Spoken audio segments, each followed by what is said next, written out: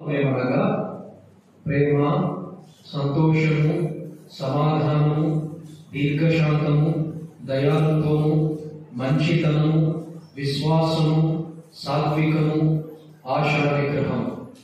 ప్రభు లేఖన భాగాన్ని ఇతర లేఖన భాగాలు కూడా ఆయన మన వెనుకలో దీవించి ఆశీర్వదించి మనకు అందించుగాక. ప్రార్థన చేసుకొని మనం వాక్యాన్ని ధ్యానం చేద్దాం. పరిశుద్ధుడా, ప్రేమ కలిగిన తండ్రి, కృపగల దేవ, దయగలిగిన మా తండ్రి, ప్రేమ నమ్మకం కలిగిన మా ప్రియ పరలోకపు తండ్రి, మీ ఘనమైన శ్రేష్టమైన నామాన్ని బట్టి నేటి రాత్రి కాల శుభ్రులు స్తోత్రములు చెల్లిస్తున్నాం ప్రభువా. ఇంతకాలం ఇన్ని దినాలు మమ్మల్ని కాల్చి కాపాడిన దేవుడు, అందును బట్టి నేను స్తుతిస్తున్నాం ప్రభువా. ప్రత్యేకంగా ఈ రాత్రికాల సమయంలో మీ సన్నిధిని ప్రేమించి రాగలిగిన ప్రతి ఒక్కరిని దీవించండి, ఆశీర్వదించండి. ఇంకా రావాల్సిన వారు సకాలంలో చేరరావడానికి మీ కృపను అనుగ్రహించదని చదవబడిన లేఖన భాగాలు, ఇతర లేఖన భాగాలు మీ దైవ హస్తాలకు అప్పగించుకుంటూ ప్రభు అయిన యేసు క్రీస్తు నామమున స్తుతించి ప్రార్థించి అడిగి వేడుకుంటున్నాము తండ్రి, ఆమేన్. ప్రభునందు ప్రియ సోదరి సోదరులారా, గలతీ పత్రిక 5వ అధ్యాయం 22వ వచనం మనం చదువుతున్నాం. అయితే ఆత్మ ఫలము ఏమనగా అనేది మనం చూశాం కదా. శరీర కార్యములు అన్నాడు పై వచనంలో. శరీర కార్యాలు చాలా చెప్పాడు, కానీ ఆత్మ ఫలము ఒకటే చెప్పాడు. ఆత్మ ఫలం ఒకటే, దానిలో 9 తెలియజేస్తున్నాడు. ఆత్మఫలములో ప్రేమ, సంతోషము, సమాధానము, దీర్ఘశాంతము, దయాళుత్వము, మంచితనము, విశ్వాసము, సాత్వికము, ఆశా నిగ్రహం. అంటే ఈ 9 ఆత్మ ఫలములో ఉన్నాయి అనేది మనం చూశాం. సరే, ఆత్మఫలంలో ప్రేమ గురించి కొంత తేడాన్ని మనం జరిగించాం. ప్రేమ ఎలాంటిది అంటే ప్రేమ దోషములను కప్పేది. ప్రేమ ఎలాంటిది? ప్రేమ ప్రాణాన్ని పెట్టేది. ప్రేమ ఎలాంటిదంటే శ్రేష్టమైనదని మనము ఆత్మఫలంలో ప్రేమను గురించి ధ్యానం చేశాం. రెండవదిగా ఆత్మఫలంలో సంతోషం గురించి గత దినాన మనం ధ్యానం చేశాం. సంతోషం గురించి ఏం ధ్యానం చేశాం? దేవుని సన్నిధిలో సంతోషం. రెండవది దేవుని చిత్తాన్ని నెరవేర్చడంలో సంతోషం.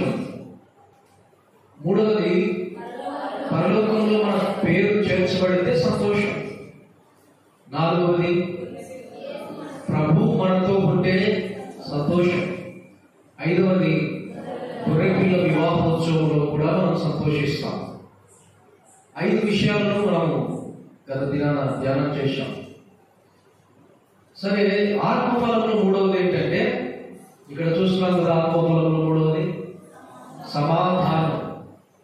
ఈ ఆత్మఫలం అంతా కూడా దేన్ని చూపిస్తుంది? యేసు ప్రభువును చూపిస్తుంది. అంటే యేసు ప్రభువులో ఇవన్నీ సంపూర్ణంగా ఉన్నాయి.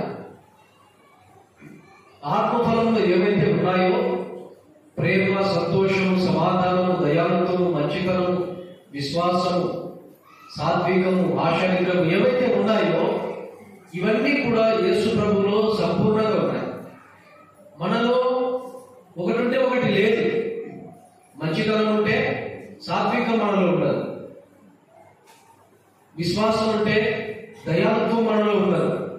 కానీ యేసు ప్రభులో ఇవన్నీ సంపూర్ణంగా ఉన్నాయి. కాబట్టి ఈ ఆత్మఫలం అంతా కూడా యేసు ప్రభునే చూపిస్తుంది. ఆత్మఫలంలో మూడవది ఏంటి?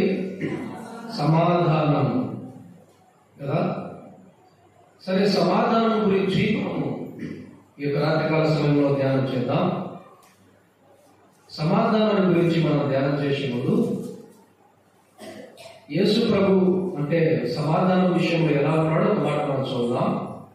యెషయా గ్రంథము 9వ అధ్యాయం, యెషయా గ్రంథము 9వ అధ్యాయం 6వ వచనం. ఏలయనగా మనకు శిశువు పుట్టెను, మనకు కుమారుడు అనుగ్రహింపబడేది, ఆయన భుజముల మీద రాజ్యభారం ఉండను. ఆశ్చర్యకరుడు, ఆలోచనకర్త, బలవంతుడైన దేవుడు, నిత్యుడగు తండ్రి, సమాధానకర్తయగు అధిపతి అని అతనికి పేరు పెట్టబడను. ఇక రాత్రికాల సమయంలో అంటే ఆత్మఫలంలో సమాధానం ఉంది అని మనం చూసాం. మూడవదిగా అంటే సమాధానం అని మనం చూసాం. అసలు సమాధానానికి కర్త యేసు ప్రభు అని మనము ఇక్కడ చూస్తున్నాం. మనకు కుమారుడు అనుగ్రహించబడతాడు, ఆయన భుజముల మీద రాజ్యభారం ఉంటుంది. ఆయన ఆశ్చర్యకరుడు, ఆలోచనకర్త, బలవంతుడైన దేవుడు, నిత్యుడకు తండ్రి, సమాధానకర్త. అంటే యేసు ప్రభు ఎవరు? యేసు ప్రభు ఎవరంటే సమాధానానికి కర్త. ఇదే అంటే సమాధానానికి కర్త దేవునికి కూడా ఇవ్వబడి, దేవుడు కూడా సమాధానానికి కర్త అని మనం చదువుతాం. ఒక మాట మనం చదువుతాం చూడండి. హెబ్రీలకు రాసిన పత్రిక, హెబ్రీ పత్రిక 13వ అధ్యాయం 20వ వచనంలో చూడండి. దేవుడు కూడా సమాధానకర్త అని ఇక్కడ రాయబడింది. హెబ్రీ పత్రిక 13వ అధ్యాయం 20వ వచనం. గొర్రెల గొప్ప కాపరి అయిన యేసు అను మన ప్రభు నిత్యమైన నిబంధన సంబంధముకు రక్తమును బట్టి మృతులలో నుండి లేపిన సమాధానకర్తయగు దేవుడు యేసు క్రీస్తు ద్వారా తన దృష్టికి అనుకూలమైన దాన్ని మనలో జరిగించు. ఇక్కడ దేవుడికి అంటే దేవుడు ఎలాగో సమాధానకర్తగా మనకు కనబడుతున్నాడు అంటే నిత్యమైన నిబంధన సంబంధము రక్తము బట్టి మృతులలో నుండి ప్రభువు పైకి లేపిన సమాధానకర్తయకు దేవుడు. ఎంత బాగా చెప్పబడింది. దేవుడు సమాధానకర్త అంటే ఎంత గొప్ప సమాధానకర్తో ఇక్కడ రాబడింది. మృతులలో నుండి యేసు ప్రభువును పైకి లేపాడు. మృతుల నుండి లేపాడు దేవుడు, లేపాడు. యేసు ప్రభు కూడా తిరిగి లేచాడు. ఈ రెండు సత్యమైన సమాధానకర్త దేవుడు సమాధానకర్త, యేసు ప్రభు కూడా సమాధానానికి కర్త. ఇంకా ప్రభువు గురించి చూద్దాం చూడండి. యేసు ప్రభువు గురించి, ఆయన సమాధానకర్త అని ఒకటి మనం చూస్తున్నాం. రెండవదిగా ప్రభువు గురించి చూద్దాం చూడండి.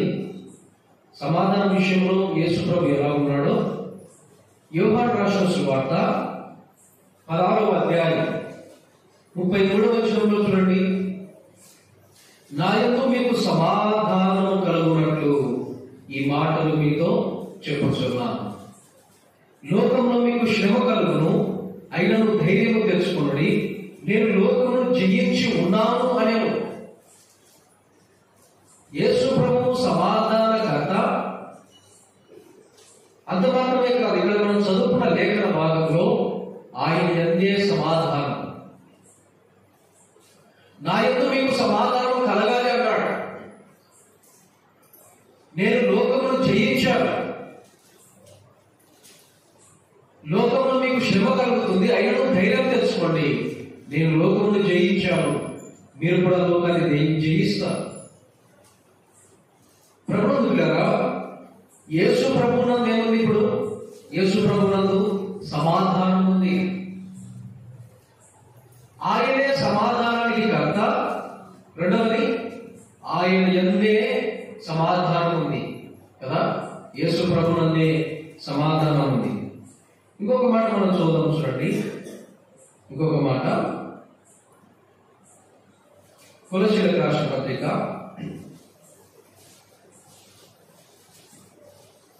3వ అధ్యాయం. కొలస్సీయులకు రాసిన పత్రిక 3వ అధ్యాయం 15వ వచనంలో చూడండి. క్రీస్తు అనుగ్రహించు సమాధానము మీ హృదయములలో ఏలుచుండనీయుడి. ఇందుకొరకే మీరు ఒక శరీరంగా పిలువబడితే మరియు కృతజ్ఞులై ఉండుడి. క్రీస్తు అనుగ్రహించు సమాధానం. యేసు ప్రభునందే సమాధానం ఉంది. యేసు ప్రభువే సమాధానము అనుగ్రహించేవాడు. క్రీస్తు అనుగ్రహించు సమాధానం అన్నాడు. ఎంత బాగా చెప్పాడు. అంటే సమాధానం ఎవరు అనుగ్రహిస్తారు? యేసు ప్రభువే సమాధానాన్ని అనుగ్రహించేవాడు. ఇప్పుడు దాకా ఎన్ని మాటలు అయితే? 3 మాటలు. ఒకటి, ప్రభువే సమాధానకర్త. రెండవది, ప్రభునందే సమాధానం. మూడవది, క్రీస్తు మనకు సమాధానం అనుగ్రహించేవాడు. నాలుగవదిగా చూడండి, ప్రభు ఏమై ఉన్నాడు సమాధాన విషయంలో? ఎఫెసీయులకు రాసిన పత్రిక 2వ అధ్యాయం. ఎఫెసీయులకు రాసిన పత్రిక 2వ అధ్యాయం 16వ వచనం. తన శిలువ వలన ఆ ద్వేషమును సంహరించి దాని ద్వారా మీ ఇద్దరిని ఏక శరీరముగా చేసి దేవునితో సమాధాన పరచవలనని ఇలాగ చేసెను గనక ఆయనయే మనకు సమాధాన కారకుడై ఉన్నాడు. అంటే యేసు ప్రభువే సమాధాన కారకుడు. సమాధానం మన హృదయంలో నింపబడాలంటే కారణం ఎవరు? యేసు ప్రభువే సమాధానానికి కారకుడై. ఆయనే సమాధానాన్ని అనుగ్రహించేవాడు. ఆయనే సమాధానము. ఆయనే సమాధానకర్త. ఆయనే సమాధానానికి కారకుడు. చూడండి, యేసు ప్రభువులో అంటే సమాధానం ఎంత స్పష్టంగా కనబడుతుందో. మొదటగా అంటే ప్రభు వైపు మనం చూస్తుండగా ప్రభు సమాధానకర్త అని మనం చూస్తున్నాం. రెండో మాటగా అంటే రెండో మాట సమాధానం గురించి మనం ఆలోచిస్తుండగా రెండో మాటగా ఒక మాట మనం చదువుదాం. చూడండి, కొలస్సీయులకు రాసిన పత్రిక 1వ అధ్యాయం. కొలస్సీయులకు రాసిన పత్రిక 1వ అధ్యాయం 22వ వచనం. తన సన్నిధిని పరిశుద్ధులుగాను నిర్దోషులుగాను నిరపరాధులుగాను నిలవబెట్టుటకు ఆయన మాంసయుక్తమైన దేహమందు మరణము వలన ఇప్పుడు మిమ్మును సమాధానపరిచెను. యేసు ప్రభు సమాధానానికి కర్తని మొదటి విషయంలో మనం చూశాం. రెండవదిగా మాంసయుక్త దేహమందు మనది ఏం చేశాడంటే దేవుడు అంటే ప్రభు మనల్ని సమాధానపరిచాడు. అంటే మొదటి మాట సమాధానకర్త. రెండవ మాట ఇలా గుర్తిద్దాం, తన శిలువ మరణము ద్వారా మనకు సమాధానం. మాంసయుక్త దేహమందు అన్నాడు కదా, మరణము అనుభవించిన వాడు. మాంసయుక్త దేహం అంటే యేసు ప్రభు శిలువ మరణము తన దేహమందు అనుభవించిన వాడని ఇక్కడ చెప్పబడుతుంది.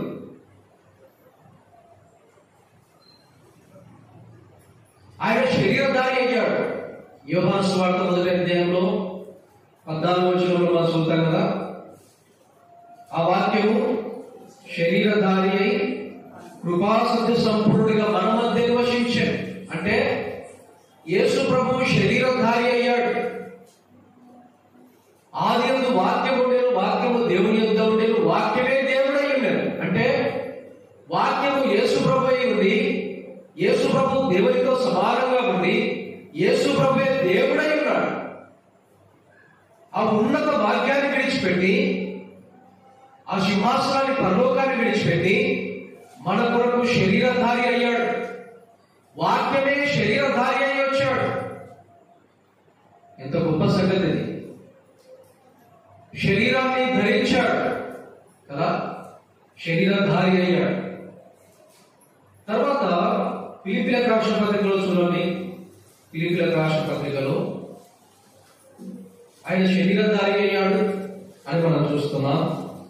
తర్వాత ఫిలిప్పీలకు రాసిన పత్రిక 2వ అధ్యాయం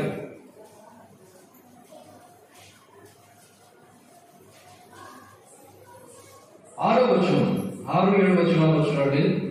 ఆయన దేవుని స్వరూపము కలిగిన వాడయ్యుండి దేవునితో సమానముగా ఉండుట విడిచిపెట్టకుండా ఈ భాగ్యమును ఎంచుకోవలేదు, కానీ మనుష్యుల పోలికగా పుట్టి దాసుని స్వరూపము ధరించుకొని తన్ను తానే రిక్తునిగా చేసుకోలేదు.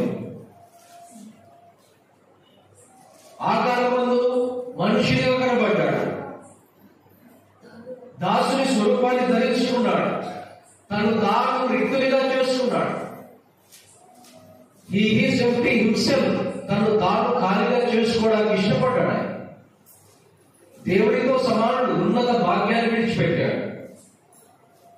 ఆకారం ముందు మనుష్యుడిగా కనబడ్డాడు, దాసుని స్వరూపాన్ని ధరించుకున్నాడు, శరీరధారి అయ్యాడు, దాసుని స్వరూపాన్ని ధరించుకున్నాడు. ఎబ్రీ పత్రికలో చూడండి, ఎబ్రీలకు రాసిన పత్రిక 2వ అధ్యాయం 14వ వచనం. కాబట్టి ఆ పిల్లలు రక్త మాంసములలో గలవారై ఉన్న ఆ ప్రకారమే మరణం యొక్క బలం గలవారిని, అనగా అపవాదిని మరణము ద్వారా నశింపజేయుటకు జీవిత కాలమంతయు మరణ భయము చేత దాస్యమునకు లోబడిన వారిని విడిపించుటకును ఆయన కూడా రక్త మాంసములలో పాలివాడాయెను. యేసు ప్రభు రక్త మాంసములలో పాలివాడయ్యాడు, శరీరధారి అయ్యాడు కదా. తర్వాత ఆకారమందు మనుషునిగా కనబడ్డాడు, తర్వాత రక్త మాంసములలో పాలివాడయ్యాడు. ఇప్పుడు 4వదిగా కొలస్సీ పత్రికలో చదివారు కదా, కొలస్సీ పత్రికలో తన దేహమందు అన్నాడు కదా. మాంసయుక్తమైన దేహం, మాంసయుక్త దేహమందు మరణం అనుభవించి దేవుడితో మనకు సమాధానము కలుగజేశాడు. వాస్తవానికి మనం ఎన్ని స్థితిలో ఉంటుందంటే, మన స్థితి ఏంటంటే ఎఫెసీ పత్రికలో మనము దేవునికి ఎలాంటి వారం అంటే దూరస్తులను, దేవుడి నుండి వేరైపోయిన వారు, దేవునికి దూరస్తులను. దేవునికి దూరస్తులుగా మనం ఉంటే, సమాధానం లేని వారముగా మనం ఉంటే, యేసు ప్రభువు చూడండి, ఆయన రక్తము వలన దేవునితో మనకు సమాధానం. ఆయన రక్తము వలన అంటే యేసు ప్రభు రక్తము వలన దేవునికి సమీపంగా మనల్ని చేశాడు. మాంసయుక్తమైన దేహమందు మరణం అనుభవించాడు.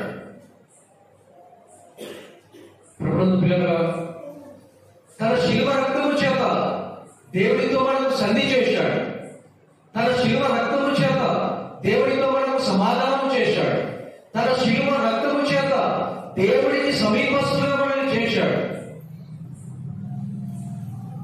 యేసు ప్రభు ప్రేమను మనకు గుర్తెరగా మనల్ని సమాధాన పరచడం కొరకు, దేవుడితో మనల్ని సమాధాన పరచడం కొరకు ఆయన శరీరమందు శిక్ష అనుభవించాడు, ఆయన శరీరమందు గాయాలు పొందాడు.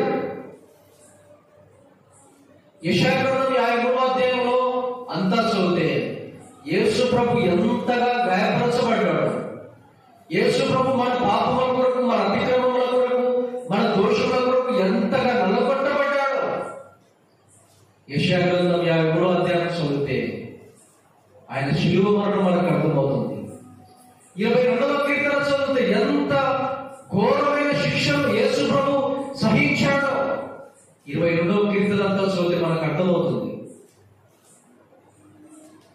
ప్రభుత్వ పిల్లరా, అంటే యేసు ప్రభువును మనం నమ్మడం ద్వారా దేవుడితో మనకు సమాధానం, దేవుడికి మానవులకు మధ్య సమాధానం లేని స్థితిలో ఉంటే యేసు ప్రభు కల్వరి బలి అర్పణ ద్వారా, యేసు ప్రభు శిలువ మరణం ద్వారా దేవునికి మానవునికి సమాధానం. ఈ రాత్రికాల వేళ దేవునితో మనకు సమాధానం ఎలాగంటే యేసు ప్రభు శిలువ మరణం ద్వారా. ఆయన మరణాన్ని మనం నమ్మాలి, ఆయన పునరుద్ధానం మనం నమ్మాలి. అప్పుడే దేవునితో మనకు సమాధానం కలుగుతుంది. రెండవ మాట మనం చూస్తుండగా తన శిలువ మరణము ద్వారా సమాధానం. సమాధానానికి కర్త, సమాధానానికి కారకుడు, సమాధానం ఆయన అంటే మొదటి మాటలో మనం చూశాం. రెండవది సమాధానము ఆయన శిలువ ఎందే. పునరుద్ధానం అయిన తర్వాత కూడా, అంటే శిలువ మరణమందు సమాధానం అని మనం చూశాం కదా, పునరుద్ధానం అయిన తర్వాత కూడా చూడండి, పునరుద్ధానం అయిన తర్వాత ఆయన చెప్తున్న మాట, అంటే శిష్యులతో ఆయన మాట్లాడిన మాట. యోహాను రాసిన సువార్త 20వ అధ్యాయం, యోహాను రాసిన సువార్త 20వ అధ్యాయం 19వ వచనం. ఆదివారము సాయంకాలం శిష్యులు యూదులకు భయపడి తాము కూడి ఉన్న ఇంటి తలుపులు మూసుకొని ఉండగా యేసు వచ్చి మధ్యను నిలిచి మీకు సమాధానము కలుగుగా కానీ వారితో చెప్పాను. చూడండి, ఎంత గొప్ప ప్రభువును మనం కలిగి ఉన్నాం.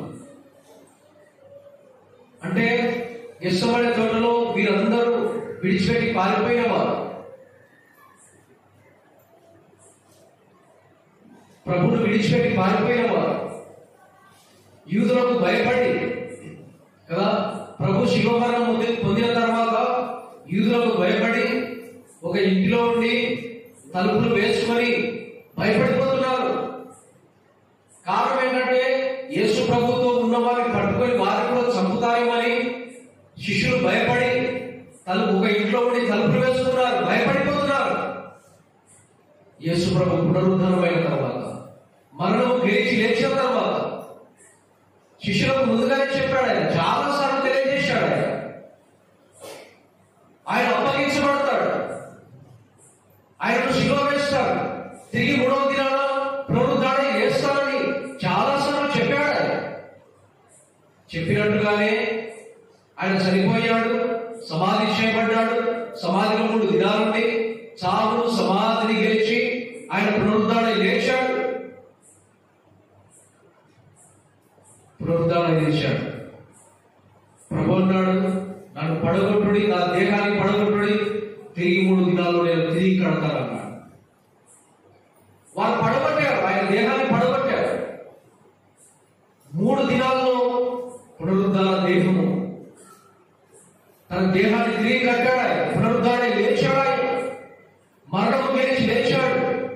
అపవాదికి ఉన్న బలం మరణం అయితే మరణము గెలిచి లేచాడు, అపవాదిని ఓడించాడు, పునరుద్ధరణ లేచాడు. శిష్యులు భయపడుతుండగా వారి మధ్యకు వచ్చి నిలబడ్డాడు. ఆయన వారి మధ్యను గెలిచాడు. ఇప్పుడు కూడా ఆయన మన మధ్య ఉన్నాడు. యేసు ప్రభు అన్నాడు, ఎక్కడ నా నామం పేరట 2-3 కూడి ఉందరో వారి మధ్య నేను ఉంటానన్నాడు. ఇప్పుడు ప్రభు మన మధ్య ఉన్నాడు. వారి మధ్య నిలిచి మధ్యమన్నాడు, పునరుద్ధరణ లేచిన తర్వాత మీకు సమాధానము కలుగునుగాక. ఎంత ధైర్యమైన మాట ఇది! అంటే నెమ్మది లేని స్థితి, ఆందోళన, భయము కదా, సమాధానం లేని స్థితిలో వారు ఉంటే ప్రభు వారి మధ్య నిలిచి, ప్రభు ఉంటే ఎంత ధైర్యం, ప్రభు ఉంటే ప్రభు మాట చూడండి ఇంకెంత ధైర్యపరుస్తుంది. మీకు సమాధానం కలగాలి. ప్రభు ఆశ ఏంటంటే, ప్రభు కోరిక ఏంటంటే, ప్రభు యొక్క ఇష్టం ఏంటంటే మనము సమాధానం కలిగి ఉండాలి, మనము సమాధానంతో నింపబడాలి, మన హృదయంలో సమాధానం ఉండాలి, సమాధానం ఏలుబడి చేయాలి. భయంతో ఉంటే, ఆందోళనతో ఉంటే, దిగులుతో ఉంటే, విచారణతో ఉంటే ప్రభు సమాధానం ఇచ్చేవాడు. ఇంకా చూడండి, అక్కడే అన్నాడు, రెండోసారి కూడా అన్నాడు. యోహాను రాసిన సువార్తలోనే, యోహాను రాసిన సువార్త 20వ అధ్యాయము 21వ వచనం. అప్పుడు యేసు మరలా మీకు సమాధానము కలుగునుగాక. ఇది రెండో సందర్భం. మరలా వారి మధ్యకు వచ్చాడు. మరలా వచ్చి వారితో అన్నమాట, సమాధానము కలుగునుగాక. ఇది రెండోసారి. ఇదే యోహాను సువార్తలో మూడోసారి కూడా అన్నాడు. చూడండి, అప్పుడు తోమా లేడు. తోమా వచ్చిన తర్వాత మరలా ప్రభు ప్రత్యక్షమై మరలా వారికి తలుపులు వేయబడి ఉండగానే వారి మధ్యకు వచ్చాడు. యోహాను రాసిన సువార్త 20వ అధ్యాయం 26వ వచనం. 8 దినములైన తర్వాత ఆయన శిష్యులు మరలా లోపల ఉన్నప్పుడు తోమా వారితో కూడా తలుపులు మూయబడి ఉండగా యేసు వచ్చి మధ్యలో నిలిచి, మీకు సమాధానము కలుగునుగాక అనేను. మరలా వచ్చాడు. తోమా లేడు. తోమా అన్నాడు, ఆయన పునరుద్ధరణ లేచాడు, మాకు కనబడ్డాడు, మాతో మాట్లాడాడంటే తోమా అన్నాడు, నేను ఉండింటే ఆయన చేతి గాయాలలో వేలు పెడితే నమ్ముతానన్నాడు. తలుపులు వేయబడి ఉండగానే ఆయన తలుపులను దాటుకొని లోపలికి వచ్చాడు. ఎంత గొప్ప శక్తి ఆయనలో ఉంది. వారి మధ్య నిలిచి సమాధానం కలుగునుగాక. ఈ రాత్రికాల వేళ నీలో కూడా సమాధానం ఉండాలి. ఎప్పుడు సమాధానం ఉంటుందంటే, ఆయన శిలువ మరణాన్ని, ఆయన పునరుద్ధానము నువ్వు విశ్వసించాలి. పునరుద్ధానం అయిన తర్వాత యేసు ప్రభు ఎవరికి కనబడ్డాడనేది ఒక 10 విషయాలు, అది వ్యక్తిగతంగా మీరు ధ్యానం చేయాలి. ఎవరెవరికి కనబడ్డాడు? శిష్యులకు కనబడ్డాడు, మగ్దలేనే మరియకు కనబడ్డాడు కదా, ఇంకా చాలా మందికి ఆయన కనబడ్డాడు. 10 సంగతులను నేను వ్యక్తిగతంగా రాశాను, మీరు కూడా రాయాలి. అంటే యేసు ప్రభు పునరుద్ధానం అయిన తర్వాత ఎవరికి కనబడ్డాడు, ఎప్పుడు కనబడ్డాడు? 10 అంశాలు, 10 విషయాలు నేను గుర్తించాను, రాశాను. మీరు కూడా వాటికి ప్రయత్నం చేయాలి. పునరుద్ధానం అయిన తర్వాత ఎవరికి కనబడ్డాడు? సరే, ముందు దాటి వెళ్దాం. యేసు ప్రభు శిలువ మరణము ద్వారా సమాధానం, ఆయన పునరుద్ధానం లేచిన తర్వాత కూడా ఏమని చెప్పాడు? సమాధానం కలుగుగాకని చెప్పాడు. ప్రభుత్వ పిల్లరా, మొదటి మాట సమాధానానికి కర్త, రెండవది ఆయన శిలువ మరణము ద్వారా మనకు సమాధానం, తండ్రి అయిన దేవుడితో మనకు సమాధానం. ఇది రెండవ మాట. మూడవ మాట మనం చూడండి, అసలు ఎవరికి సమాధానం ఇస్తాడు దేవుడు అంటే, ఒక మాట మనం చూద్దాం. లూకా రాసిన సువార్త 2వ అధ్యాయం, లూకా రాసిన సువార్త 2వ అధ్యాయం 14వ వచనం. సర్వోన్నతమైన స్థలములలో దేవునికి మహిమయు, ఆయనకి ఇష్టమైన మనుష్యులకు భూమి మీద సమాధానము కలుగుగా కానీ దేవుని స్తోత్రము చేయుచుండేను. ఇక్కడ చూడండి, అంటే ప్రభు శిలువ మరణం ద్వారా సమాధానం కలుగుతుంది, అందరికీ కాదు. ఎవరికి సమాధానం కలుగుతుంది? ఎవరికి కలుగుతుందట? లూకా సువార్త 2వ అధ్యాయం 14వ వచనంలో ఆయనకి ఇష్టమైన వారికి సమాధానం. యేసు ప్రభు అంటే ఈ భూలోకంలో ఆయన జన్మించేటప్పుడు కదా దేవదూత వచ్చి చెప్పిన మాట, సర్వోన్నతమైన స్థలంలో దేవునికి మహిమ, భూమి మీద ఆయనకి ఇష్టమైన వారికి సమాధానం. అయితే ఎవరికి సమాధానం ఇస్తాడు చెప్పండి? ఇప్పుడు ప్రభు ఎవరికి సమాధానం ఇస్తాడు? దేవుడికి, ప్రభువుకి ఎవరైతే ఇష్టులో వారికి సమాధానం. ప్రభువుకి ఎవరైతే ఇష్టులైనారో వారికి మాత్రమే సమాధానం ఇవ్వబడుతుంది, వారు మాత్రమే సమాధానం పొందుకుంటారు. అయితే రాత్రికాలం ఒక ప్రశ్న, దేవుడు ఎవరిని ఇష్టపడతాడు? అంటే ఆయన ఇష్టమైన వారికి సమాధానం భూమి మీద. ప్రభువుకి ఎవరైతే ఇష్టలో వారికే సమాధానం. అయితే ఎవరిని ఆయన ఇష్టపడతాడు? ఒక ముగ్గురు వ్యక్తులను మీ ఎదురు తీసుకుని వస్తారు. అంటే వారిని ప్రభువు ఇష్టపడ్డాడు. ఎలాగ ఇష్టపడ్డాడు, ఎందుకు ఇష్టపడ్డాడో ఒక ముగ్గురు వ్యక్తులను, ఎందుకు ఇష్టపడతాడో ఒక 3 సందర్భాలు ముగ్గురు వ్యక్తులను మీ ఎదురు తీసుకుని వస్తాం. మొదటగా మత్తయి రాసిన సువార్త 8వ అధ్యాయం. మత్తయి రాసిన సువార్త 8వ అధ్యాయం మొదటి నుండి కొన్ని వచనాలు, 3 వచనాలు మనం చదువుకుందాం. మొదటి 3 వచనాలు. మత్తయి సువార్త 8వ అధ్యాయం మొదటి 3 వచనాలు. ఆయన ఆ కుండ మీద నుండి దిగి వచ్చినప్పుడు బహు జన సమూహములు ఆయనను వెంబడించాడు. ఇదిగో కుష్ఠరోగి వచ్చి ఆయనకు మొక్కి, ప్రభువా, నీకు ఇష్టమైతే నన్ను శుద్ధిగా చేయగలవలేదు. అందుకు ఆయన చెయ్యి చాపి వాడిని ముట్టి ఏమన్నాడు? నాకు ఇష్టమే, నువ్వు శుద్ధుడవు కమ్మని చెప్పగల. తక్షణమే వాని కుష్ఠరోగము శుద్ధి అయ్యాడు. ఇక్కడ యేసు ప్రభువు ఒక వ్యక్తిని ఇష్టపడ్డాడు. ఎవరో వ్యక్తి? ఒక కుష్ఠరోగిని ఇష్టపడ్డాడు. కొండ దిగి వచ్చాడు. మత్తయి సువార్త 5వ అధ్యాయం మొదటి వచనంలో ఆయన గొప్ప జన సమూహాలను చూసి కొండ ఎక్కి ఇలాగూ బోధింపసాగే. ఆయన శిష్యులు ఆయన ఎదురుకు వచ్చారు. 5వ అధ్యాయంలో ఆయన కొండపైన ప్రసంగము చేయడం ప్రారంభించాడు. 5వ అధ్యాయం, 6వ అధ్యాయం, 7వ అధ్యాయం అంతా కూడా కొండ మీద ప్రసంగం చేశాడు. 8వ అధ్యాయం మొదటి వచనంలో ఆయన కొండ దిగి వచ్చాడు. 5 నుండి 5, 6, 7 అధ్యాయంలో కొండపైన ప్రసంగం చేశాడు. 8వ అధ్యాయం మొదటి వచనంలో యేసు ప్రభు కొండ దిగి వచ్చాడు. కొండ దిగి వస్తే కొండ కింద ఒక కుష్ఠరోగి ఉన్నాడు. కుష్ఠరోగి ఎందుకు కొండ కింద ఉన్నాడు అంటే, సొంత కుటుంబం చేత, ఇంటి వారి చేత తోలివేయబడ్డాడు, త్రోసివేయబడ్డాడు. కుటుంబం చేత, బంధువుల చేత, సమాజం వారి చేత వెలివేయబడ్డాడు. కారణం ఏంటంటే, కుష్ఠరోగం ఏంటి?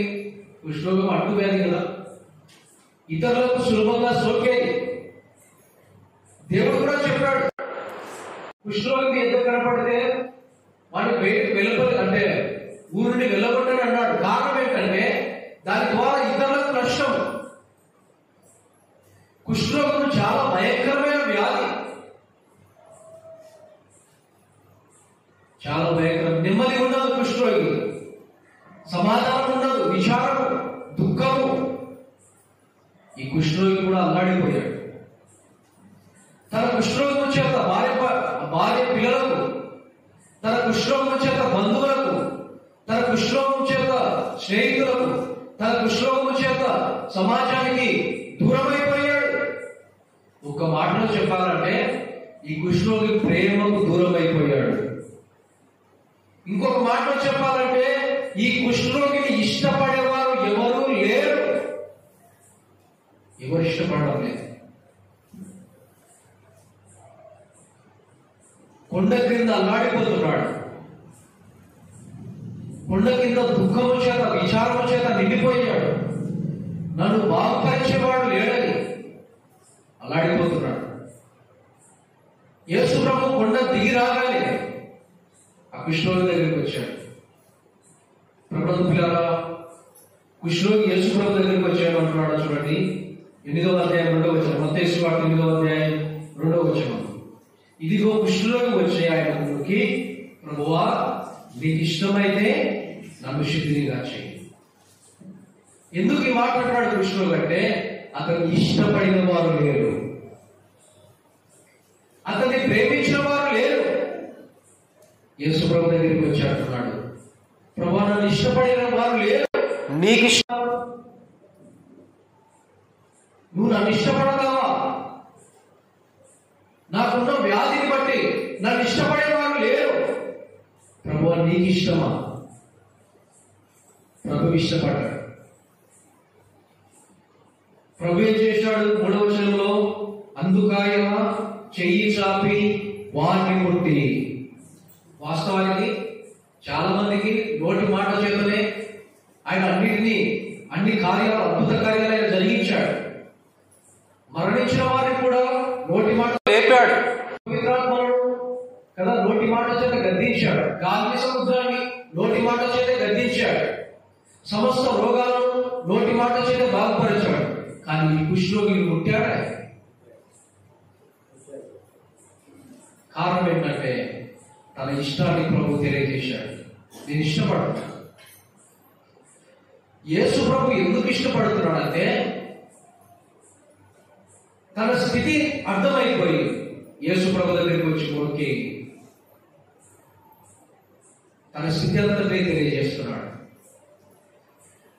ఎవరిని దేవుడు ఇష్టపడతాడు, ఎవరిని యేసు ప్రభు ఇష్టపడతాడంటే తమ అంతరంగంలో ఉన్న వాటిని ఒప్పుకొని ప్రభునందు విశ్వాసం ఉంచితే ఆయన ఇష్టపడతాడు. కుష్ఠరోగిని ఇష్టపడిన వ్యక్తి అంటే కుష్ఠరోగి గల వాడిని ఇష్టపడిన ప్రభు నిన్ను కూడా ఇష్టపడతాడు. ఎప్పుడంటే అంతరంగంలో పాపం ఉంటే కాదు, హృదయంలో పాపం ఉంటే నేను ఇష్టపడడు. నీ స్థితిని ప్రభు దగ్గర ఒప్పుకుంటే ఆయన ఇష్టపడతాడు. మన స్థితి ఒప్పుకోవాలి. మనం ఏ స్థితిలో ఉన్నాము అంటే చాలాసార్లు నేను బాగున్నాను కదా, నేనేం చేయడం లేదు కదా చాలా మంది అనుకుంటారు. కానీ మార్క్స్ వార్తలో ప్రభు అన్నాడు, మనుష్యుని లోపలికి వెళ్ళినది మనుష్యుని అపవిత్రపరచదు. మనుష్యుని లోపల నుండి వచ్చేవి కదా చాలా చెప్పాడు. చెడ్డవి మంచి మనలో పుట్టదు. ఒప్పుకునేవారు కావాలి. ఒప్పుకునేవారు ఆయన ఇష్టపడతాడు. తమ స్థితిని ఒప్పుకునేవారిని ఇష్టపడతాడు. అయితే రాత్రి కాలంలో నువ్వు కూడా నీ స్థితిలో ఒప్పుకున్నట్లయితే, నీ పాప స్థితిని నువ్వు ఒప్పుకున్నట్లయితే ఆయన నిన్ను కూడా ఇష్టపడతాడు. నీకు సమాధానాన్ని ఇస్తాడే. తమ స్థితిని ఒప్పుకున్న వారిని ఇష్టపడతాడు. ఇంకొక వ్యక్తిని మనం చూద్దాం. చూడండి, మొదటగా ఎవరిని ఇష్టపడ్డాడు? ఆయన కుష్ఠరోగిని ఇష్టపడ్డాడు, సమాధానం ఇచ్చాడు. ఎవరిని ఇష్టపడతాడంటే రెండో వ్యక్తి దగ్గరికి మనం వెళ్దాం. లూకా రాసిన సువార్త 7వ అధ్యాయం. లూకా రాసిన సువార్త 7వ అధ్యాయం 50వ వచనం. అందుకాయన నీ విశ్వాసము నిన్ను రక్షించెను, సమాధానము గలదానవై వెళ్ళుమని ఆ స్త్రీతో చెప్పాను. ఇక్కడ చూడండి, ఇక్కడ రెండో వ్యక్తి ఎవరంటే పాపాత్మురాలైన ఒక స్త్రీ. పాపాత్మురాలు సమాధానం లేని స్థితిలో ఉంది. పాపాత్మురాలైన స్త్రీ ప్రభుత్వ. అయితే ఈ పాపాత్మురాలైన స్త్రీ ఏం చేసిందంటే అతను తీసుకొని వచ్చి యేసు ప్రభు పాదాలను తన కన్నీటితో తడిపి అతను పోసి తల వెంట్రుకలతో ఆయన పాదాలను తుడుస్తుంది. కారణం ఏమిటంటే సమాధానం లేదు. పాపాత్మురాలు పాపముతో నిండింది. పాపాత్మురాలైన స్త్రీ సమాధానం లేదు. సమాధానం లేని స్థితిలో యేసు ప్రభు దగ్గరికి వచ్చింది. యేసు ప్రభును విస్తారంగా ప్రేమించింది. ప్రభు అన్నాడు, ఈమె విస్తారంగా ప్రేమించింది కాబట్టి ఈమె విస్తార పాపములు క్షమించబడ్డాయి. ఆమెతో అన్నాడు 50వ వచనంలో, అమ్మా నీ విశ్వాసం గొప్పది, నీ విశ్వాసం నేను రక్షించాను, సమాధానం గలదానవై వెళ్ళు. ఇక్కడ ఉన్న పాపాత్మురాలు తన స్థితిని ఒప్పుకుంది. తన స్థితిని ఒప్పుకుంది. ఎక్కడికి వెళ్ళినా సమాధానం లేదు. సమాధానం కూడా ఎవరి దగ్గరికి వచ్చింది? యేసు ప్రభు దగ్గరికి వచ్చింది. పరిశీలనలు పిలిచినట్టుగా ఏమీ లేదు. పరిచయుడు పిలువలేదామె. ఎవరు పిలిచాడు మరి? ఎవరు పిలిచారు మరి? యేసు ప్రభు పిలిచాడు. ప్రభు చేత ఆహ్వానించబడి ప్రయాసపడి భారం మోసుకున్న వాళ్ళను నా యొద్దకు రండి, నేను మీకు విశ్రాంతినిస్తాను, నెమ్మదినిస్తాను. పరిచయుడు ఆ పాపాత్మలను పిలువలేదు. యేసు ప్రభు పిలిస్తే తన స్థితిని ఒప్పుకుని ప్రభు దగ్గరికి వచ్చి ప్రభు పిలుపుకు లోబడి ప్రభు దగ్గర తమ స్థితిని ఒప్పుకున్న వారిని ప్రభు క్షమిస్తాడు, ప్రభు సమాధానం ఇస్తాడు. ప్రభునందు పిల్లారా, ఇక్కడ రెండవదిగా పాపాత్మురాలైన ఒక స్త్రీ, ఆ స్త్రీని ప్రభు ఇష్టపడ్డాడు, సమాధానాన్ని ఇచ్చాడు. ఎందుకు ఇష్టపడ్డాడు? ఎందుకు సమాధానం ఇచ్చాడు? ఆమె తన స్థితి ఏదో ప్రభు దగ్గర కదా కన్నీటితో తెలియజేసి తన స్థితిని ఒప్పుకుంది కాబట్టి ప్రభు సమాధానం ఇచ్చాడు. మూడో వ్యక్తి దగ్గరికి మనం వెళ్దాం. చూడండి, ఇదే లూకా రాసిన సువార్త 8వ అధ్యాయం 48వ వచనం. లూకా రాసిన సువార్త 8వ అధ్యాయం 48వ వచనం. అందుకైన కుమారి, నీ విశ్వాసము నీవు స్వస్థపరచును, సమాధానము గలదానవై పొమ్మని ఆమెతో చెప్పాను. ఇక్కడ కూడా ఒక స్త్రీ. ఎవరి స్త్రీ? రక్తస్రావ రోగం కలిగిన ఒక స్త్రీ. రక్తస్రావ రోగం చేత బాధపడుతుంది. అనేక మంది వైద్యుల దగ్గరికి వెళ్ళింది. తనకున్న ధనాన్ని ఖర్చు చేసింది. చూడండి, వైద్యుల దగ్గరికి వెళ్తే బాగు కావాలి కదా, వైద్యుల దగ్గరికి వెళ్తే స్వస్థ పడాలి కదా. ఈమె చూడండి, వైద్యుల దగ్గరికి వెళ్ళి తిప్పలు పడింది, తనకున్న డబ్బంతా వేర్పరచుకుంది. రోగం నయం కాలేదు కదా, మరింత సంకటపడింది. మరింత సంకటం అంటే ఆ రోగం చేత బాధపడడం, ఆ రోగం చేత మరింత బాధపడింది. ఆమె ఎక్కడికి వెళ్ళినా స్వస్థత కలగలేదు, ఎక్కడికి వెళ్ళినా సమాధానం ఆమెకు దొరకలేదు. ఈ రక్తస్రావం గల స్త్రీ, తన రోగం బాగు కాలేదు, సమాధానం లేదు. సరే, ఒక దినాన ప్రభు వెళ్తుండగా, జన సమూహాలతో వెళ్తుండగా, శిష్యులు వెళ్తుండగా, ఈ రక్తస్రావం గల స్త్రీ చూడండి, ఆయన వస్త్రపు చెంపు కొడితే బాగుపడదు అనుకొని తనలో తాను తలంచుకొని యేసు ప్రభు వెళ్తుండగా, జన సమూహాలు వెళ్తుండగా, శిష్యులు వెళ్తుండగా, ఆ జన సమూహము మధ్యలో వెళ్ళి యేసు ప్రభు వెనక నుండి ఆయన వస్త్రపు చెవుడు కొట్టింది. ఆయన వస్త్రపు చెవుడు తాకింది. ఎంత విశ్వాసం అండి! విశ్వాసంతో యేసు ప్రభు వస్త్రపు చెవుడు ముట్టిందా? ఎప్పుడైతే రక్తస్రావం గల స్త్రీ ఆయన వస్త్రాన్ని ముట్టిందో వెంటనే ఆమె రోగము నివారణ అయిపోయింది. యేసు ప్రభువుల నుండి ప్రభావం వెళ్ళిపోయింది. ప్రభు గ్రహించాడు. చూడండి, ఎంత గ్రహింపు తేరలో, ఎంతగా ఎదిగినవాడు ఆయన. చాలా మంది ఆయన మీద పడుతున్నారు. చాలా మంది అంటే శిష్యులతో అన్నాడు, ఎవరు నా వస్త్రాన్ని తాకాడు, ఎవరు నా వస్త్రాన్ని ముట్టారంటే శిష్యులు అంటున్నారు, ప్రభువా, ఇంతమంది మన మీద వస్తున్నారే, ఇంతమంది మన వెంట వస్తున్నారే, ఇంతమంది మన మీద పడుతున్నారే, ఎవరిని మనం గుర్తించగలం? వారికి తెలియదు, కానీ యేసు ప్రభువుకు తెలుసు. ఆయన సమస్తమును ఎరిగినవాడు. ఆయనకు మరిగా ఏది ఉండదు. ఆయన నిలబడి నిదానించి చూస్తున్నాడు. ఎవరో నా వస్త్రపు చెవులు ముట్టాలని నిలబడి నిదానించి చూస్తుంటే ఆ స్త్రీ భయంతో వచ్చింది. కారణం ఏంటంటే ఆయన రహస్యమైన ఆయన ఎదుట దారి ఉండలేదని ఆమె గుర్తెరిగి ప్రభు దగ్గరికి వచ్చింది. ముందుకు వచ్చింది ఆమె. ఎందుకని ఆయన నిలబడ్డాడు అంటే ప్రభు చేత మేలు పొందుకుంది. వైద్యుల దగ్గరికి వెళ్తే మేలు కలగలేదు, వైద్యుల దగ్గరికి వెళ్తే స్వస్థత పరచబడలేదు.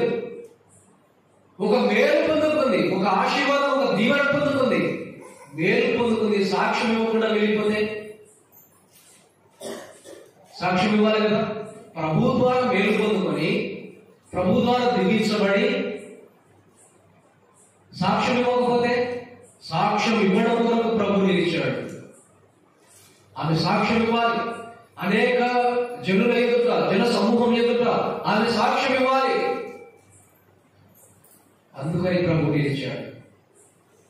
ఆమె దాగి ఉండలేనని, మరుగై ఉండలేనని, ఆయన కళ్ళ ఎదుట మరుగై ఉండలేనని భయంతో ప్రభు దగ్గరికి వచ్చి, ప్రభు నేనే ఉంటాను. యేసు ప్రభు ఆ మాటకి ఏమన్నాడో చూడండి. 48వ వచనం, యోహాను సువార్త 8వ అధ్యాయం, లూకా సువార్త 8వ అధ్యాయం 45వ వచనం. అందుకు ఆయన, కుమారి, నీ విశ్వాసం నిన్ను స్వస్థపరచెను, సమాధానము గలదానమై పొమ్మని ఆమెతో చెప్పారు. ప్రభువు పిల్లల కుమారి అని పిలిచాడు. నీ విశ్వాసం ఎంత గొప్ప విశ్వాసం! వస్త్రపు చెరువు కొడితే బాగుపడతాననుకున్నావు. ఎంత గొప్ప విశ్వాసము! కుమారి, నీ విశ్వాసము గొప్పది. సమాధానముగా వేలు సంకటపడింది. ఎక్కడికి వెళ్ళినా సమాధానం దొరకలేదు, రోగం నయం కాలేదు. కానీ చూడండి, ఇప్పుడు హృదయం నిండా సమాధానము చేత నింపబడింది. ఎవరైతే తమ స్థితిని ఎరిగి ప్రభునందు పూర్ణమైన విశ్వాసం ఉంచుతారో వారిని ప్రభు ఇష్టపడతాడు. తమ స్థితిని ఎరిగిన వారిని, తమ స్థితిని ప్రభు దగ్గర ఒప్పుకున్న వారిని ప్రభు ఇష్టపడతాడు. రాత్రికాల వేళ దేవుడికి ఇష్టడిగా నువ్వు ఉండాలంటే, దేవుడిచ్చే సమాధానం నీ హృదయంలో ఉండాలంటే నీ స్థితిని ప్రభు దగ్గర ఒప్పుకోవాలి. నువ్వు ఏ స్థితిలో ఉన్నా, భయంకరమైన పాపంలో ఉన్నా, వ్యసనంలో ఉన్నా, నీ స్థితి ఏదైనా ప్రభు దగ్గర నీ స్థితిని ఒప్పుకోవాలి. ఎవరిని ఆయన ఇష్టపడుతున్నాడు? తమ స్థితిని ప్రభు దగ్గర ఒప్పుకున్న వారిని ఆయన ఇష్టపడతాడు. వారికే సమాధానం ఇస్తాడు. ఈ రాత్రికాల వేళ నువ్వు ఎక్కడికి వెళ్ళినా నీకు సమాధానం దొరకదు. లోకంలో నువ్వు ఎన్ని కార్యాలు చేసినా, నువ్వు ఏమి చేసినా నీ హృదయం సమాధానంతో నింపబడదు. ఈ వాక్యం చెప్తున్నా, నేను కూడా ఒకప్పుడు సమాధానం లేని స్థితిలో ఉన్నవాడు. ప్రకృతిని ఆరాధించేవాడు. సమాధానం లేని స్థితి. ప్రభు నాతో మాట్లాడాడు.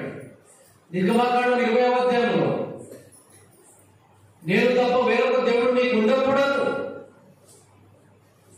ప్రభు నాతో మాట్లాడితే, ప్రభు మాటకు లోబడి, ప్రభు మాటకు విధేయుడనై నా స్థితిని ప్రభు దగ్గర ఒప్పుకున్నప్పుడు, నా పాపాన్ని ప్రభు దగ్గర ఒప్పుకున్నప్పుడు ఎంత సమాధానం ప్రభు నాకు ఇచ్చాడు. ఈ రాత్రి కాలంలో సమాధానం మీలో లేదు అంటే పాపం మీలో ఉన్నట్లే. పాపం విషయమై పశ్చాత్తాపడ్డావా? పాపాన్ని ప్రభు దగ్గర ఒప్పుకున్నావా? అట్టి వారిని ప్రభు ఇష్టపడతాడు. ప్రభు దగ్గర తమ స్థితిని ఒప్పుకున్న వారికి ఇష్టపడతాడు. వారికే సమాధానాన్ని ఆయన ఇస్తాడు. ఇప్పటిదాకా 3 మాటలు మనం చూసాం. ఒకటి, ఆయన సమాధానానికి కర్త. రెండవది, తన శిలువ మరణం ద్వారా మనకు సమాధానం ఇచ్చాడు. మూడవది, తనకి ఇష్టమైన వారికే సమాధానం ఇస్తాడు. తనకి ఇష్టమైన వారికే సమాధానం ఇస్తాడు. ఎవరైనా ఇష్టపడతాడు? 3 వ్యక్తులను మనం చూసాం. ఒకటి, కుష్ఠరోగిని ఇష్టపడ్డాడు, సమాధానం ఇచ్చాడు. రెండవది, పాపాత్ములైన స్త్రీని ఇష్టపడ్డాడు, సమాధానం ఇచ్చాడు. మూడవది, రక్తస్రావం గల స్త్రీని ఇష్టపడ్డాడు, సమాధానం ఇచ్చాడు. ఎవరైతే తమ స్థితిని ప్రభు దగ్గర ఒప్పుకుంటాడో వారిని ఇష్టపడతాడు, వారికి సమాధానం ఇస్తాడు. 3 విషయాలు మనం చూసాం. ఇంకొక విషయాన్ని మనం చూద్దాం. చూడండి, 4వదిగా, అంటే మనము రక్షింపబడిన మనం ఎలా ఉండాలి అంటే, ఈ సమాధానాన్ని మనం ఎలాగో అవలంబించాలి, ఎలా అనుసరించాలో కొన్నిటిని మనం చూద్దాం. చూడండి, తిమోతి రాసిన 2వ పత్రిక 2వ అధ్యాయం, తిమోతి రాసిన 2వ పత్రిక 2వ అధ్యాయం 22వ వచనం. నీవు యవనించుల నుండి పారిపోము, పవిత్ర హృదయములై ప్రభువునకు ప్రార్థన చేయు వారితో కూడా నీతిని విశ్వాసమును, ప్రేమను, సమాధానమును వెంటాడును. అంటే మనం ఏం చేయాలంట? ఇప్పుడు మనస్థితి అంటే మనం సమాధానం పొందుకున్న వారు మనం ఏం చేయాలి? ఇప్పుడు సమాధానం ఏం చేయాలి? వెంటాడాలి సమాధానాన్ని. అపోస్తలుడైన పౌలు తన ప్రియ కుమారుడైన తిమోతికి రాస్తున్నాడు, తిమోతి నీ అవినేత్యం నుండి పారిపో, దూరంగా ఉండు, ఎందుకంటే అవి నష్టపరిచే. నువ్వు దేని వెతకాలి? దేని వెంటాడాలి? నీతిని, సమాధానాన్ని, విశ్వాసాన్ని, ప్రేమను, సమాధానాన్ని వెంటాడు. సమాధానాన్ని మనం వెంటాడాలి. వెంటాడడం అంటే సమాధానాన్ని వెంటాడడం అంటే సమాధానాన్ని వెంటాడడం అంటే సమాధానాన్ని అనుసరించాలి. ఒక మాట మనం చూద్దాం, చూడండి. పేతురు రాసిన మొదటి పత్రిక, పేతురు కూడా ఇదే మాట చెప్పాడు. పేతురు రాసిన మొదటి పత్రిక 3వ అధ్యాయం 11వ వచనంలో చూడండి. 3వ అధ్యాయం 11వ వచనం.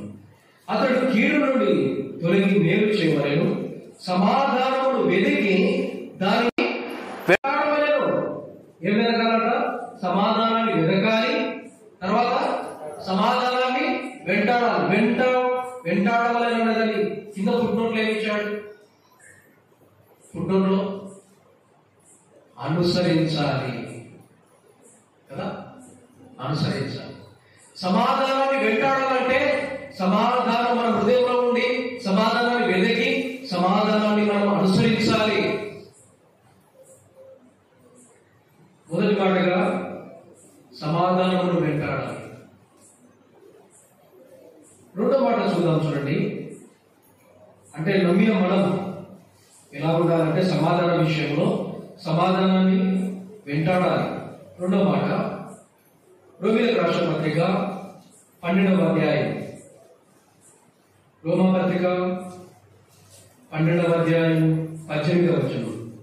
శక్యమైతే మీ చేతనైనంత మట్టుకు సమస్త మనుషులతో సమాధానముగా ఉండుడి. ఎలా ఉండాలంటే ఇప్పుడు మనం సమాధానంగా ఉండాలి. ఎవరితో ఉండాలి? సమస్త మనుషులతో. శక్యమైతే మీ చేతనైనంత మట్టుకు సమస్త మనుషులతో సమాధానం కలిగి ఉండాలి. దీనికి మాదిరి యేసు ప్రభువే.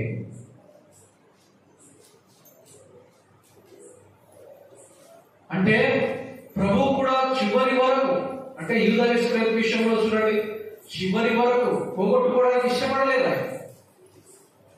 యూదా ఇస్కరియోతు తిరుగుబాటు చేసేవాడని కదా, విరోధంగా బడిని ఎత్తేవాడని, అప్పగించేవాడని, దొంగ అని అన్ని తెలుసు. సాధారణ తనని ప్రవేశించిందని అన్ని తెలుసు యేసు ప్రభు. కానీ చివరి దాకా పోగొట్టుకోవడానికి ఆయన ఇష్టపడిన వాడు కాదు. ఎన్నో అవకాశాలు యూదాకి ఇచ్చాడు, యూదా ఇస్కరియోతుకి ఇచ్చాడు.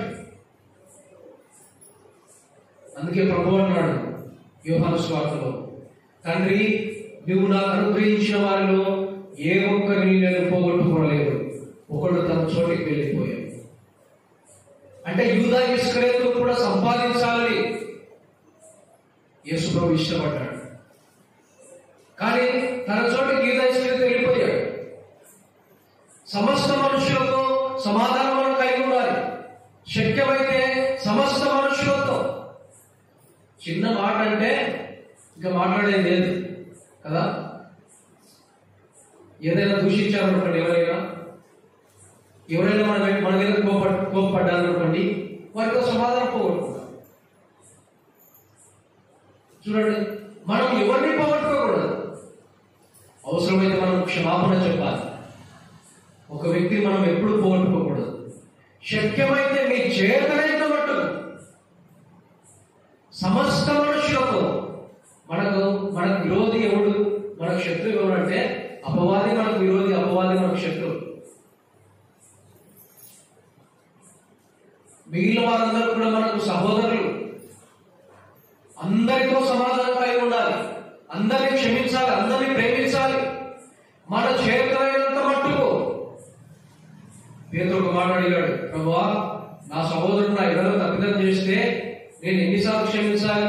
7 మార్లు మటుకు క్షమిస్తే సరిపోతుందా? చూడండి, ప్రభు అన్నాడు క్షమిస్తూనే ఉండాలి. పొరపాటు చేశాడు, తప్పిదం చేశాడు, కాని మాట అన్నాడు, దూషించాడు, అయితే పోగొట్టుకుంటామా? పోగొట్టుకోకూడదు. సమాధానం మనం కలిగి ఉండాలి. సమాధానం మనం కలిగి ఉండాలి. ప్రభుత్వ సమాధానాన్ని మనం కలిగి ఉండాలి. సమాధానాన్ని వెంటాడాలి. రెండవది చెప్పండి, సమాధానాన్ని మనం కలిగి ఉండాలి. సమస్త మనుషులతో కలిగి ఉండాలి. ఇంకొక మాట మనం చూద్దాం. చూడండి, మత్తయి రాసిన సువార్త 5వ అధ్యాయం. మత్తయి రాసిన సువార్త అంటే కొండ మీద దండెతనం గురించి చాలా చెప్పాడు. మత్తయి రాసిన సువార్త 5వ అధ్యాయం 9వ వచనం, సమాధాన పరచువారు ధన్యులు, వారు దేవుడి కుమారులను పడదురు. చెప్పండి, ఒకరి మధ్య ఒకరికి కలహాలు పెడితే, ఒకరి మధ్య ఒకరికి మనస్పార్థాలు చేసి తీసుకొని వస్తే ఇది సమాధానం కాదు. సమాధానం అంటే ఇద్దరు విరోధంగా ఉన్నా, ఇద్దరు వ్యతిరేకంగా ఉన్నా వారి మధ్య ఏం చేయాలి? మనము సమాధానాన్ని కల్పించాలి, సమాధానపరచాలి. పాత నిబంధనలో ఒక మాట ఉంది, చెవిటి వాడి ఎదుట మాట్లాడకూడదు అనేది మనం చూస్తాం. ధర్మశాస్త్రంలో మాట ఉంది, చెవిటి వాడి ఎదుట మాట్లాడకూడదు. అంటే ఇద్దరు వ్యక్తులు మాట్లాడుకునేటప్పుడు లేని 3వ వ్యక్తుల గురించి, అంటే అతని చెవి లేదు, చెవిటివాడు. ఇద్దరు వ్యక్తులు కూడుకున్నారు, ఆ ఇద్దరు వ్యక్తుల మధ్య లేని 3వ వ్యక్తుల గురించి మాట్లాడితే అతని చెవి లేదు. ఇప్పుడు అతని చెవి లేదు, చెవిటివాడు. అతని గురించి తప్పుగా మాట్లాడకూడదు. ఇద్దరు వ్యక్తులు కలిసినప్పుడు 3వ వ్యక్తుల గురించి చెడుగా మాట్లాడకూడదు. చెవిటి వాని ఎదుట మాట్లాడకూడదు అంటాడు.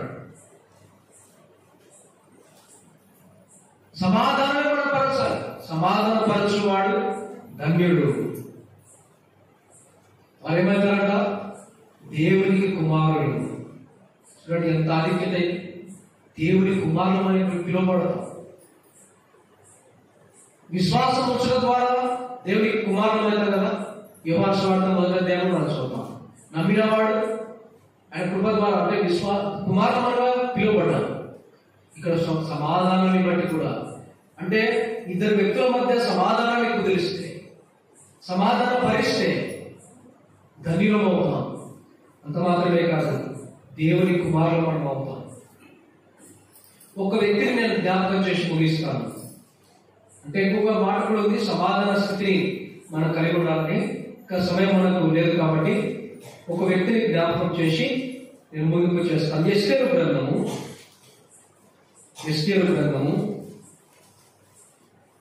10వ అధ్యాయం. ఎస్తేరు గ్రంథము 10వ అధ్యాయము 3వ వచనం. ఎస్తేరు గ్రంథం 10వ అధ్యాయం 3వ వచనం. యూదుడైన మొర్దెకై రాజైన అహష్వేరోషునకు ప్రధానమంత్రిగా ఉండి తన వారందరితో సమాధానముగా మాట్లాడుచు తన జనుల యొక్క క్షేమమును విచారించువాడును యూదులో గొప్పవాడునై తన దేశస్థులలో చాలా మందికి ఇష్టడుగా ఉండేది. నాకు విద్య నేర్పిన గురువు ఈ మాట చెప్పాడు. ఇట్టి ప్రవర్తనను కలిగి ఉండాలని ఆయన తెలియజేశాడు. మొర్దెకై ఎలాగున్నాడో చూడండి. యూదుడైన మొర్దెకై ప్రధానమంత్రిగా ఉండి అందరితో సమాధానంగా మాట్లాడుతున్నాడు. మాట్లాడటం ఎలా ఉండాలి? మాట్లాడటంలో సమాధానం. తన దగ్గరికి వచ్చిన వారిని అందరితో సమాధానంగా మాట్లాడాడు మొర్దెకై. తర్వాత జనుల యొక్క క్షేమమును విచారించినవాడు. చాలాసార్లు మన క్షేమం మనం విచారించుకుంటాం కదా. మన బంధువులు తన దగ్గరికి వచ్చిన వారి క్షేమాన్ని, తన జనుల యొక్క క్షేమాన్ని, తన ప్రజల యొక్క క్షేమాన్ని విచారించిన వాడు, తెలుసుకున్నవాడు, ఎలా ఉన్నారు ప్రజలు, క్షేమంగా ఉన్నారా విచారించిన వాడు, ప్రజల యొక్క క్షేమాన్ని విచారించిన వాడు మొర్దెకై. అంత మాత్రమే కాదు, గొప్పవాడై చాలా మందికి ఎలా ఉన్నాడట, చాలా మందికి ఇష్టడుగా ఉన్నాడట. చూడండి, మనం కూడా అందరికీ చాలా మందికి ఇష్టలుగా మనం ఉండాలి, మనల్ని ప్రేమించాలి. ఎప్పుడు మనల్ని ప్రేమిస్తారంటే మనం మన దగ్గరికి వచ్చిన వారితో సమాధానంగా మాట్లాడినప్పుడు, జనుల యొక్క క్షేమాన్ని మనం విచారించినప్పుడు మనం చాలా మందికి ఇష్టలుగా ఉంటాం. ఇట్టి మనస్సును మనం కలిగి ఉండాలి. మొర్దెకై చూడండి, మొర్దెకై ఎంత గొప్ప మనస్సు కలిగిన వాడు. జనుల యొక్క క్షేమాన్ని, తన దగ్గరికి వచ్చిన వారిని సమాధానపరిచిన వాడు. యేసు ప్రభువు కూడా మనందరి క్షేమం కొరకు, మనలందరినీ రక్షించడం కొరకు, నరక శిక్ష నుండి మనల్ని తప్పించడం కొరకు యేసు ప్రభు కలువరిలో ఆయన చనిపోయాడు, సమాధి చేయబడ్డాడు, తిరిగి 3వ దినాన పునరుద్ధానం లేచినవాడు, మన క్షేమాన్ని గురించి ఆయన ఆలోచించినవాడు, తన ప్రాణాన్ని నిర్లక్ష్య పెట్టినవాడు, మన కొరకు తన ప్రాణాన్ని అప్పగించినవాడు. ప్రభుత్వ ఈ రాత్రి కాలంలో సమాధానం మీకు కావాలంటే ఎవరి దగ్గరికి వెళ్ళినా నీకు సమాధానం దొరకదు, ఎక్కడికి వెళ్ళినా నీకు సమాధానం దొరకదు, ఏ కార్యం చేసినా నీకు సమాధానం దొరకదు. పాపము నీలో ఉంటే సమాధానం దొరకదు. ఎప్పుడు నీకు సమాధానం ఉంటే ప్రభునందు విశ్వాసం ఉంచితే సమాధానం ఉంది. నేను ముగింపు చేస్తున్నాను. 4 విషయాలు మనం చూశాం. 4 విషయాలు. మొదటిది, సమాధానకర్త ఆయనే, సమాధాన కారకుడు, సమాధానకర్త కదా. ప్రభువు గురించి మనం చూశాం. సమాధానాన్ని అనుగ్రహించేవాడు అని మనం చూశాం. మొదటిది, సమాధానానికి కర్త యేసు ప్రభువే. ఆత్మఫలంలో 3వది సమాధానం, సమాధానానికి కర్త యేసు ప్రభు. 2వది, శిలువ మరణం యందు మనకు సమాధానం కలుగజేసిన వాడు ప్రభు అయిన యేసు క్రీస్తే. దేవునికి మనకు మధ్య సమాధానం ఇవ్వడం కొరకు కలువరిలో ఆయన బలి అయిపోయిన వాడు. తన రక్తం ద్వారా దేవునితో మనల్ని సంధి చేసిన వాడు కదా. తన శిలువ యందు సమాధానం పరిచిన వాడు. 3వది, ఎవరికి సమాధానం అంటే ఆయనకి ఇష్టమైన వారికి సమాధానం. 3 వ్యక్తులను మనము జ్ఞాపకం చేసుకున్నాం కదా. ఎందుకు ఆయన సమాధానం ఇచ్చాడు, ఎవరికి ఆయన సమాధానం ఇచ్చాడంటే 3 వ్యక్తులు. పాపాత్మురాలైన స్త్రీ, కుష్ఠరోగి, తర్వాత 3వ వ్యక్తి రక్తస్రావం గల స్త్రీ. ఈ 3 ఆయన ఇష్టపడ్డాడు. కారణం ఏంటంటే తమ స్థితిని ఒప్పుకున్నారు. 4వది, రక్షింపబడిన మనం సమాధానాన్ని వెంటాడాలి, అనుసరించాలి, సమస్త మనుషులతో సమాధానం కలిగి ఉండాలి, మనము సమాధానపరచాలి. మొర్దెకై ఎలాగైతే సమాధానంతో మాట్లాడుతున్నాడో మనం కూడా అలాగే సమాధానంతో మాట్లాడే అనేకులకు ఇష్టంగా మనం ఉండాలి. ప్రభుత్వ సోదరి సోదరులారా, రాత్రి కాలంలో సమాధానం కావాలంటే యేసు ప్రభువుకి విశ్వాసం వచ్చు. మీ హృదయం సంతోషంతో సమాధానంతో నింపబడుతుంది. ప్రభు ఈ లేఖన భాగం ఆయన మన వెనుకలో దీవించి ఆశీర్వదించుగాక. ప్రార్థన చేద్దాం. చిన్న ప్రార్థన. పరిశుద్ధుల ప్రేమగల తండ్రి, కృపగల దేవా, ఘనమైన నీ నామాన్ని బట్టి స్తుతిస్తున్నాం ప్రభువా. మీరు చేసిన ప్రతి మేలు ఉపకారంకై మీరు స్తుతిస్తున్నాం ప్రభువా. ఆత్మ ఫలము మీరు సమాధానంగా ఎలా ఉన్నారో ప్రభువా, మీరు మాట్లాడిన ప్రతి మాటను బట్టి నేను స్తుతిస్తున్నాం ప్రభువా. నీ సన్నిధిని ప్రేమించి రాగలిగిన ప్రతి ఒక్కరిని దీవించండి. దూరం నుండి ఈ వాక్యాన్ని విన్నవారిని కూడా దీవించండి. ఇంకా ఎవరైతే సమాధానం లేని స్థితిలో ఉన్నారో అట్టి వారిని దర్శించండి. వారి హృదయంలో సమాధానంతో నింపాలని మీ సన్నిధిలో ప్రార్థిస్తున్నాం. కృప చూపించండి. ఈ రాత్రికాల సమయంలో మీ సన్నిధిలో మేము ఆనందించడానికి మీరు అనుగ్రహించిన ఈ కృపను బట్టి శుద్ధిస్తూ మిత్రుడైన వాక్యం నా మా హృదయాలు నూతనంగా ఫలించడానికి మీ కృపను మాకు అనుగ్రహిస్తాను. ప్రభువును ప్రియ రక్షకుడైన యేసు క్రీస్తు నామమున స్తుతించి ప్రార్థించి అడిగి వేడుకుంటున్నాము తండ్రి. ఆమేన్.